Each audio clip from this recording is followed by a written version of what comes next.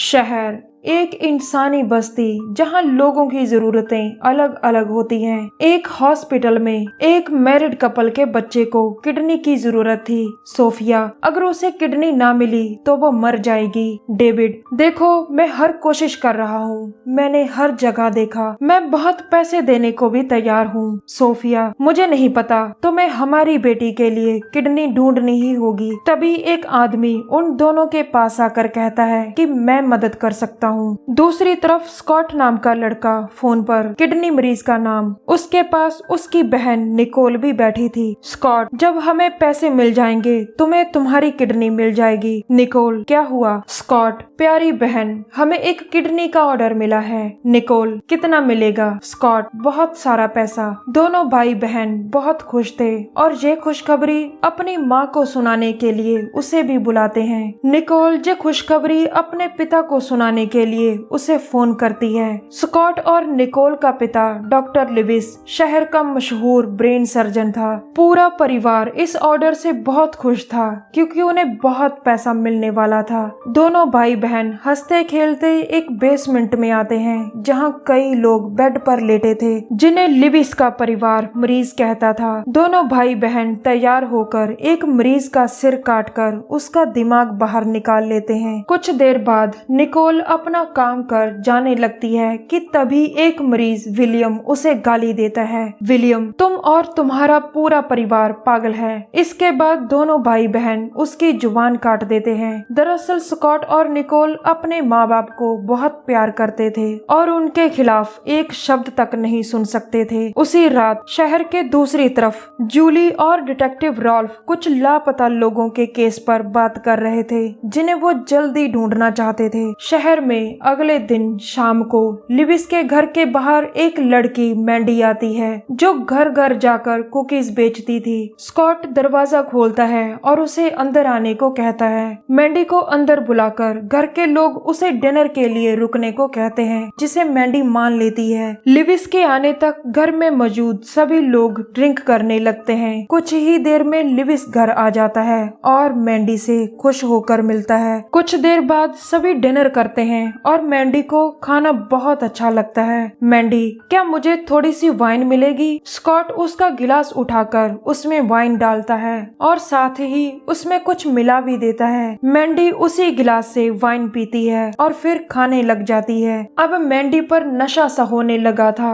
Lewis उसे बताता है, हम सभी एक फैमिली बिजनेस करते हैं। रेचल हेड नर्स है। स्कॉट और निकोल बाहर से मिलने वाले ऑर्डर पूरा करते हैं। मैंडी, मुझे तो लगा था कि तुम ब्रेन सर्जन हो। लिविस, मैं हूँ, लेकिन साइड बिजनेस भी करता हूँ। मैंडी, कौन सा साइड बिजनेस? स्कॉट, हम पार्ट्स का बिजनेस करते हैं। मैंडी पूछती है, गाड़ियों के पार्ट्स का? लिविस, नहीं, हम इंसानी पार्ट्स का बिजनेस करते हैं। अब मैंडी पूरी तरह से बेहोश हो चुकी थी। इसके बाद अब मैंडी भी बेसमेंट में मरीजों के साथ थी। स्कॉट, निकोल और उनकी माँ सभी बेसमेंट में थे। कुछ ही देर में लिविस भी आ जाता है और पूछता है, कौन सा मरीज किडनी दे रहा है? स्कॉट इशारा कर कहता है, जैक। लिविस, क्या सभी चीजें चेक कर ली? स्कॉट, हाँ, सब कुछ ठीक है। लिविस, चलो फिर तैयारी करें। इसके बाद पूरा परिवार मिलकर जैक की किडनी निकाल लेता है। अगले दिन हॉस्पिटल में जूली और रॉल्फ आते हैं। वो रिसेप्शन पर एक लेडी को कुछ लापता लोगों की तस्वीरें दिखाकर उनकी जानकारी मांगते हैं, लेकिन वो लेडी तस्वीरें देखकर कहती है कि ये लोग यहाँ कभी नहीं आए। जिसके बाद वो दोनों वहाँ से चले जाते हैं। हॉस्पिटल में पुलिस आने की बात लिविस के परिवार को कोई फोन करके बता देता है। स्कॉट घर के ही एक कमरे में बची हुई इंसानी हड्डियों का चूरा बना रहा था कि तभी निकोल उसे अपनी नई ड्रेस दिखाने आती है। इसके बाद निकोल बाहर शॉपिंग करने जाती है। जब निकोल रात को घर वापस आ रही थी तो एक बदमाश उसे पीछे से पकड़ लेता है। वो निकोल को एक जगह धकेलता है जिसके कारण निकोल की इयररिंग उतरकर नीचे गिर जाती है। वो बदमाश निकोल से बदतमीजी करने की कोशिश करता है, लेकिन निकोल उसका गला काट देती है और उसका मांस खाती है। इसके बाद पुलिस इस कत्ल की जांच करती है और जूली के हाथ निकोल की इयररिंग लग जाती है। इधर लिविस के घर की बेसमेंट में मैंडी को होश आ चुका था और वो मदद के लिए चिल्लाने लगती है। मैंडी दूसरी औरत प्रिक से,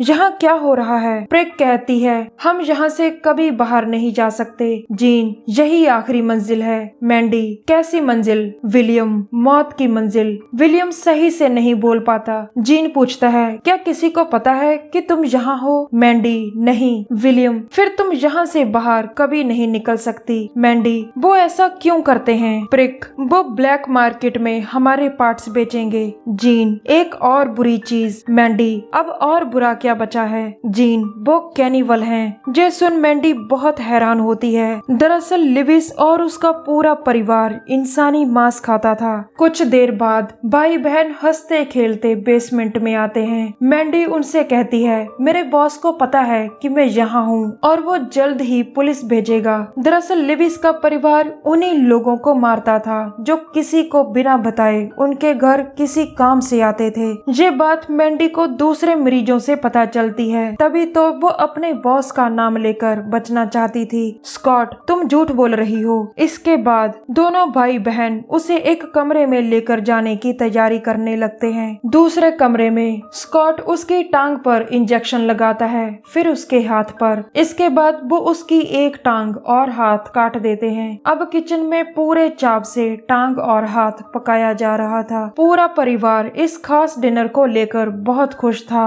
और सभी को बहुत भूख भी लगी थी। डिनर के बाद वो विलियम के पार्ट्स निकालते हैं और लिविस अपने बच्चों को साथ साथ में ये काम भी सिखा रहा था। अगले दिन सुबह स्कॉट घर के गार्डन में काम कर रहा था। स्कॉट के पास उनके पड़ोस की औरत मारिया आती है। दोनों कुछ देर साधारण बातें करते हैं, जिसके बाद मारिया चली जाती है। बेसमेंट में मैंडी, हम भाग जाते हैं। जीन, ये नहीं हो सकता। प्रिक, हमारी एक एक लात और हाथ कटे हुए हैं। दरअसल लिविस का परिवार सभी मरीजों की एक एक लात और हाथ काट देते थे ताकि वो कमजोर हो जाएं, ना भाग सके ना लड़ सके। जीन किसी तरह उठकर विलियम की ऑक्सीजन बंद कर देता है क्योंकि वो उसका दर्द नहीं देख सकता था। स्कॉट नीचे आकर विलियम को मरा देख गुस्से में मरीजों से पूछता है, ये किसने किया? जीन, मैंने किया। इसके बाद स्कॉट और निकोल उसका बुरा हाल करते हैं। स्कॉट एक बड़े हथौड़े से उसकी बची हुई लात भी तोड़ देता है। जीन के हलक से दर्द भरी चीख निकलती है। फिर स्कॉट एक ड्रिल से उसके जबड़े छील देता है। जीन की चीखें सुनकर बाकी मरीज भी डर कर चिल्लाने लगते हैं, लेकिन दरिंदे अभी भी नहीं रुके थे। पता नहीं कैसा पत्थर दिल था, वो जीन की दोनों आंखें निकाल कर खा जाते हैं। आखिर में स्कॉट जीन के गुर्दे निकाल लेता है खाने के लिए। अब रात को पूरा परिवार बैठा बातें कर रहा था कि तभी डोरबेल बजती है। निकोल दरवाजा खोलती है और सामने एक सेल्समैन जॉन खड़ा था जो परफ्यूम बेच रहा था, जो किसी को बताकर नहीं आया था कि वो किस घर में जा रहा है। पूरा परिवार जॉन से भी मीठी मीठी बातें करता है और उसके साथ ड्रिंक पीता है। अब जॉन भी बेसमेंट में आ जाता है बिना एक लात और हाथ के। एक रात रेचल कहती है, हमें बदलाव की जरूरत है। लिविस, क्या मतलब तुम्हारा? रेचल, देखो हमें इस घर में 5 साल हो गए। लिविस, मैं जल्द ही नया घर ढूंढूंगा। अगले दिन बेसमेंट में मैंडी, हमें अपने घर जाने दो, तुम लोगों के पास छुप कर रहने के लिए बहुत पैसा होगा। लिविस कहता है कि हमारे पास बहुत पैसा है, लेकिन अगर मैं छुप कर रहने लगा तो बहुत से लोग मर जाएंगे क्योंकि मैं एक डॉक्टर हूँ। प्रिक, तुम लोग हमारे पार्ट्स निकालते हो, हमें खाते हो, फिर तुम लोगों को कैसे बचाते हो? स्कॉट कहता है, बहुत सारे कबीले जानवरों के सभी पार्ट्स इस्तेमाल करते हैं, हम भी उन्हीं की तरह करते हैं और साथ में जिंदगियां भी बचाते हैं। प्रिक, हमारी क्या गलती है? लिविस कहता है कि हमने घर के बाहर लिख रखा है, नो सॉलिसिटर्स, यानी इस घर में सेल्समैन और मदद मांगने वालों का आना मना है। अब रात को लिविस के घर एक चोर आती है जब पूरा परिवार सो रहा था। चोर चोरी करते करते बेसमेंट में भी पहुंच जाती है जहां सभी मरीज थे। मैंडी और प्रिक उससे मदद मांगती हैं, लेकिन तभी निकोल भी वहां आ जाती है। चोर निकोल को मारकर वहां से भाग जाती है। लिविस के घर से चोर निकलती है, जिसे देख उनकी पड़ोसन मारिया पुलिस को फोन करती है। दूसरी तरफ रॉल्फ फोन उठाकर मारिया की बात सुनता है, लेकिन वो कोई भी कार्रवाई नहीं करता। अगले दिन सुबह रेचल बच्चों को बताती है कि आज रात तुम्हारा कजन डिनर करने आ रहा है और हमें इसकी तैयारी करनी है। स्कॉट डिनर की तैयारी करने लगता है। रात को डिनर तैयार था और पूरा परिवार आने वाले मेहमान का इंतजार कर रहा था कि तभी डोरबेल बजती है। स्कॉट को लगा कि उसका कजन आ गया। वो और निकोल भागकर दरवाजा खोलते हैं, लेकिन सामने डिटेक्टिव रॉल्फ खड़ा था। रॉल्फ दरवाजा बंद कर अपनी जेब से निकोल की इयररिंग निकालता है, जिसे देख निकोल बहुत खुश होती है। दरअसल रॉल्फ ही स्कॉट का कजन था, जो आज रात उनके घर डिनर करने आया था। कुछ दिनों के बाद रॉल्फ लापता लोगों का केस हमेशा हमेशा के लिए बंद कर देता है। लिविस और उसका परिवार एक नई जगह, नए घर में रहने लग जाते हैं। दोस्तों, मैं भी आपकी तरह लिविस और उसके परिवार को सजा मिलते देखना चाहती थी, लेकिन ऐसा कुछ नहीं होता। दरअसल इस कहानी में हमें दिखाया गया है कि एक करप्ट पुलिस वाला अपने हाथ आए बड़े से बड़े मुजरिम को छोड़ सकता है। जैसे रॉल्फ के हाथ निकोल की इयररिंग लगी थी, लेकिन वो इयररिंग निकोल को वापस कर देता है। एक करप्ट पुलिस वाले को हमेशा पता होता है कि किस जगह किस तरह का मुजरिम रहता है। जैसे जब मारिया रॉल्फ को बताती है कि उनके पड़ोसी लिविस के घर चोर आया है, तो रॉल्फ कोई कार्रवाई नहीं करता, क्योंकि रॉल्फ को पता था कि या तो चोर डर कर भाग जाएगा, या मारा जाएगा, या फिर ज्यादा से ज्यादा उसी के पास शिकायत करने आएगा। एक करप्ट पुलिस वाला कभी नहीं चाहता कि उसका मुजरिम दोस्त पकड़ा जाए, क्योंकि अगर मुजरिम पकड़ा गया तो वो भी पकड़ा जाएगा। इसीलिए वो मुजरिम की अंत तक मदद करता है और मुजरिम के खिलाफ सारे सबूत मिटाता है। जैसे रॉल्फ ने लापता लोगों का केस बंद करवाकर लिविस को नई जिंदगी दे दी थी। दोस्तों, लिविस और उसका परिवार तो मानसिक बीमार था ही, लेकिन रॉल्फ भी उनसे कम नहीं था, जो कहीं न कहीं कई हत्याओं का जिम्मेदार था। हमारी वीडियो देखने के लिए धन्यवाद। प्लीज हमारे चैनल को जरूर सब्सक्राइब करें।